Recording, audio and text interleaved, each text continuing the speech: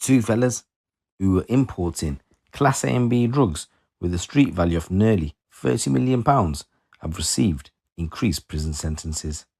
Anand Trippathi and Varun Bhardwaj were originally sentenced last December following a 71-day trial where they were found guilty of importing cocaine, cannabis and cigarettes into the UK, hidden in shipments of perishable goods. The Southwest Regional Organised Crime Unit and CPS appealed the original sentences on the grounds they were unduly lenient. And at a hearing at the Court of Appeal in London last week, the previous sentences were quashed and longer prison terms handed down to both men. Bhardwaj's sentence was increased from 19 to 23 years and Tripathi's from 15 to 20 years. The Southwest Regional Organised Crime Unit began investigating the case in April 2022 following a 999 call made by a farmer to Avon and Somerset Police near Bridgewater in Somerset.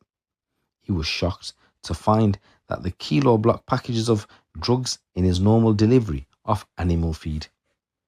He didn't know what to do, so he ended up calling the police. The shipping container was inspected by the officers and found to contain 189 kilos of cocaine with a street value of more than £15 million. The container had been shipped from Colombia to the London Gateway port. There was a limited company called Tatbad, a customs clearing agent based in Hounslow, which was linked to the importation and transport of this illegal shipment. Anand was the director of the company and the secretary was another man, and the company facilitated the import and export of goods.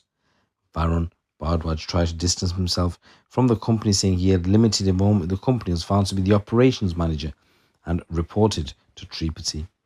Bhardwaj also owned and drove a Range Rover with a personal registration plate, Tatab. Tatab was just one of a number of companies created or run by Trippathi and Bhardwaj to try and conceal their illegal activities. The pair played a game of smoke and mirrors, setting up bogus businesses and using pseudonyms in order to cover their tracks and distance themselves from the illegal imports. In November 2022, officers from the Southwest Regional Organised Crime Unit arrested Trippathi and Bhardwaj. At the same time, UK Border Force was holding another container at the port of Felixstowe linked to the men. This time, the shipment contained oranges from South Africa, and on inspection, 50 kilos of coke were discovered and seized. The investigation, which was supported by the Met Police, the UK Border Force, HMRC and the NCA, then linked the pair with a further two shipments dating back to September 2021 and January 2022, where cocaine and cannabis were hidden inside containers of yams. In addition to the drugs, between February and October 2022, Trippathi and Bhardwaj imported 3 shipments of cigarettes, a total of 18 million in containers of Bombay mix and biscuits, with the two men evading nearly £10 million excise and customs duty, which should have been payable. DC Adam Smith from the Southwest Regional Organised Crime Unit said, "We are pleased that the appeal was successful and that the discounts applied to their original sentence were reviewed. Both men were importing a huge amount of drugs that would have been destined for onward sale by organised criminals across the country. However, working with key law enforcement partners and the CPS, we were able to evidence the true nature of the importation business and the scale they were operating at. The new sentences handed down to both men now truly reflect that."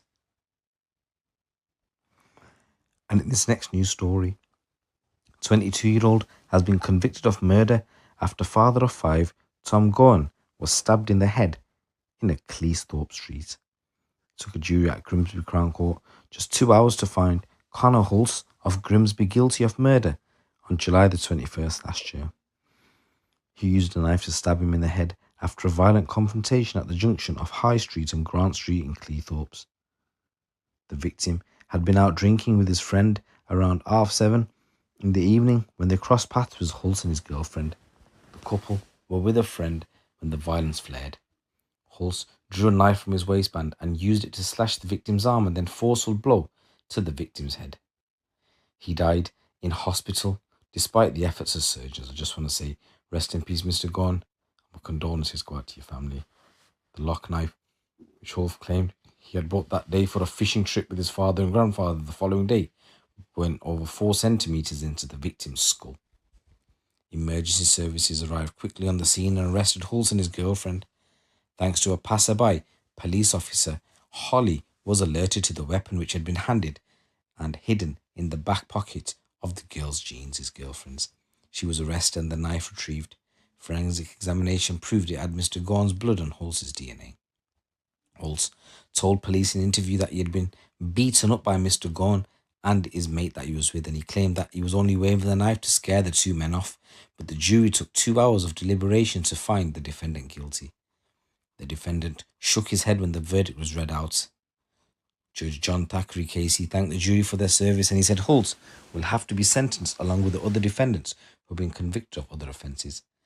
The judge said the sentencing hearing might be a few weeks away. He said it will last one day.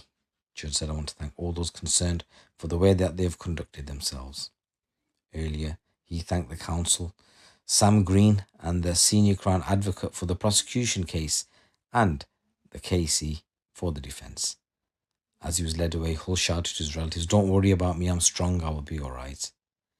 Senior Crown Advocate Jeremy Evans said, "The prosecution are pleased with the verdict that Humberside Police's thorough investigation has brought an offender to justice and hope it brings the family of Mr. Gorn, who have conducted themselves with such dignity, some consolation at this extreme difficult time.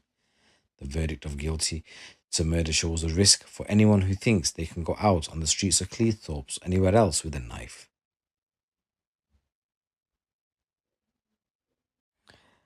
And guys, in this next news story, a man has been jailed for a shooting in Haringey after detectives identified him via CCTV. Charles Esbon of Tottenham pleaded guilty to possession of a loaded firearm on GBH in March this year. He was sentenced at Wood Green Crown Court to a life sentence with a minimum term of 9 years imprisonment. Detective Constable Rian John, who led the investigation, said Esbon is a dangerous offender with links to gangs, which is believed to be the motivation behind this incident. I'm pleased to see that the sentence given today means he will spend a significant amount of time behind bars. In the early hours of Sunday 24th of December 2023, police attended North Middlesex Hospital following reports that a man had been admitted with a gunshot wound to the leg. The 26-year-old's injuries were later assessed as not life-threatening. An investigation was launched and officers established that the victim had been injured outside a supermarket in the N17 postcode, and CCTV there showed Esbon shooting the man after an altercation at around 5 o'clock in the morning. The images clearly captured Esbon, and as a result, officers were quickly able to identify him. A manhunt was launched and Esbon was caught as he tried to escape a friend's home in Streatham on the 8th of January. He was arrested and taken into custody. Despite the victim not willing to support police action, officers progressed with their inquiries, and a shell casing recovered at the scene assisted in linking Esbon to the shooting. With the offence caught on CCTV, it left him with no choice but to plead guilty. So guys, here's a number of stories coming out from the streets of the UK. It's your boy GC. Keep it locked, keep it real.